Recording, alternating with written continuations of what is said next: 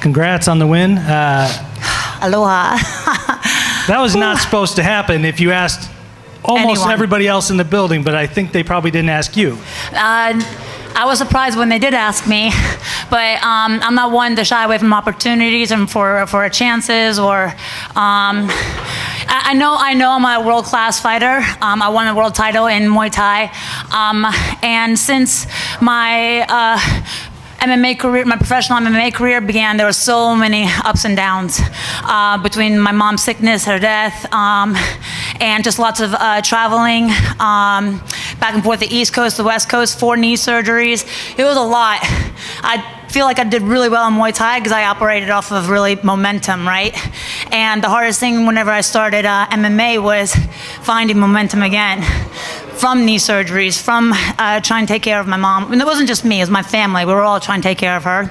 And through her death, so I did my best to still remain in training camp and to still follow my dream. But obviously my performance suffered a little bit. And I could tell, even my wins and my losses, I was like, something's not right. And I just kept on going, just kept on chugging along, and things happen, things change during hiatuses, and so it was up to me to really keep on finding the right circuit, the right training, the right people. And I don't know how this happens in my life, but the best people in the world that I needed, they took me in with open arms. I reached out to Chris Cyborg and I was like, Chris, I'm losing these fights. I've only met her a couple of times in training, and she welcomed me to her camp, to her training, her coaches, and she, just out of sheer belief, right? And it was what I needed. I finally had a female that was bigger and better and stronger and #1 and just a freaking cyborg in the sport, right? So she took me in with open arms, and finally I started learning things I really needed to learn. Not just Muay Thai, not just things. My coaches and I discuss this all the time, how MMA has become its own sport. So I don't want to get into too many details and give away too many secrets. But lots of crazy things happened in this last camp, and I wasn't even able to train with Chris the way I wanted to. And one way or another, it was maybe a silver lining, because I realized I was really still overcompensating, if that's the right word, overcompensating for my injury, my knee injury.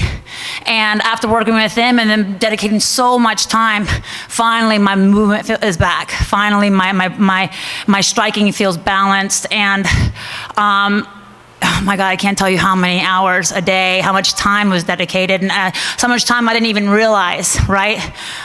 So again, that's just my example of how many people just believe in me. It's just like these top-notch people, and I'm like, I don't know what they see, but when I'm given an opportunity, I've given my absolute best. Even on rough days, I still try to show up. And so 100% a team effort. I know I belong at the top. It was just a very rigorous journey, if that's the word, but yeah. Because it's been such kind of a rocky few years, you come in here, you have to fight Ilima in her hometown, her home arena. You know that everybody's going to be crazy against you. Oh gosh, yeah. Like everything is stacked against you. So how, I guess, satisfying is it to get a win like this? I mean, you absolutely, people out there are pissed right now. Like you ruined their night. Oh, come on now. You have to have. You have to have. You heard what it was like for her walking out. Yeah. I mean, that was a stunner for everybody that's sitting out there. So I guess how much satisfaction do you get out of that, and how much of a kind of a push does that give you going forward, especially after having that rough run that you had? It's amazing. It's an amazing feeling. She's #1 contender, #1 in the world, and for Bellator MMA. And I'm coming off of 3 losses in a row, but again, I know I belong. I'm top tier fighter. I know I am. And someone in the Bellator family and the bracketing, I don't know, maybe they saw the same thing that I feel in my heart, right? So I don't ask any questions, but I'm not going to shy away from this, right? And yeah, she's #1, but I look at her like any other opponent or any other competition. Like I look at her like, it's not a threat. I can do it. I'm capable. I've just got to be more resourceful. I've got to figure out what works best for me with the current situations that I have, like anyone else. And as crazy as things went, I was hospitalized during my last camp. I had to go to, my coaches had to work around my hospital schedule because I had to go to the hospital in and out, be on medication, and do the training camp. And it was very easy to be like, you know what, I'm not going to take this fight. I'm going to go on to the next. But I knew if I took that route, I wouldn't have an opportunity like this again. So I did everything I could to make sure I got here. And honestly, as crazy as that sounds, I feel like I had 2 training camps with Cyborg, and I had a full camp with just focusing on balance and strength and conditioning and movement, and really just paying attention to the things that I didn't know how to do, and believing in it, believing in the process, believing in my team, and really it was just beautiful. All the stars aligned, like my coach said, and have an amazing former teammate who I asked, hey, can you coach me? Because he saw he saw the holes in my games, and Renato was able to really hone in and help me practice every single day, way more than I wanted to. And I don't know if you guys ever have seen Renato, but he's pretty big. So I had to push and pull these big guys every day. We're talking about over 220 plus pounds. So when I had to push and pull Lima, I was like, I've got this all day long. And it's an amazing feeling. Lima is a top contender in the world, and I just beat #1. So I'm gonna be, I'll be appreciating this for a good bit. So that said, like, you know, you beat a former champ, you beat one of the top contenders. Do you feel like this fast tracks you right up into that position where you can say, hey, give me one more top tier fight and then let me fight for a belt? I knew beating her would catapult me to the top, to the brackets, to the top, and give me more, a bigger platform and maybe more attention. And that's not really after. I'm just after being pushing myself, being the absolute best, and giving and putting on good shows. I'm an athlete at heart. I've been since childhood. I love competing. I love entertaining.